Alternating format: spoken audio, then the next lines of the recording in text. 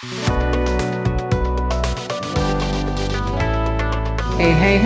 this is Comfort. Welcome to my kitchen Flavours.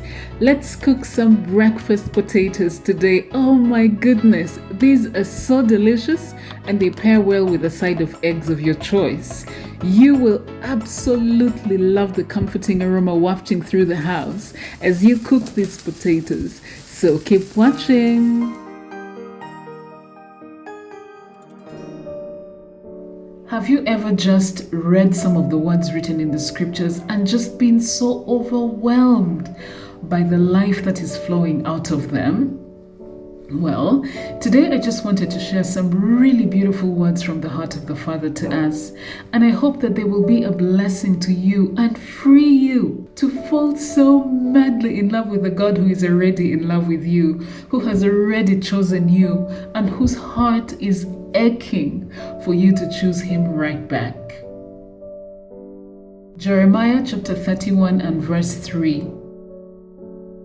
The Lord appeared to me from ages past, saying, I have loved you with an everlasting love. Therefore, with loving kindness, I have drawn you and continue my faithfulness to you. John chapter 3 and verse 17. For God did not send the Son into the world to judge and condemn the world.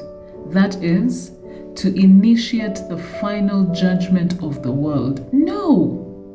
God sent His Son into the world that the world might be saved through Him. I think this is really beautiful. John chapter 10 and verse 10. The thief's purpose is to steal and kill and destroy. My purpose, and this is the Lord Jesus Christ, is to give them, and that is us, people in the world, a rich and satisfying life.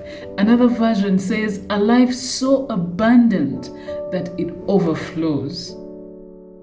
And my personal favorite, or one of my personal favorites, Romans chapter 8 and verse 38 to 39.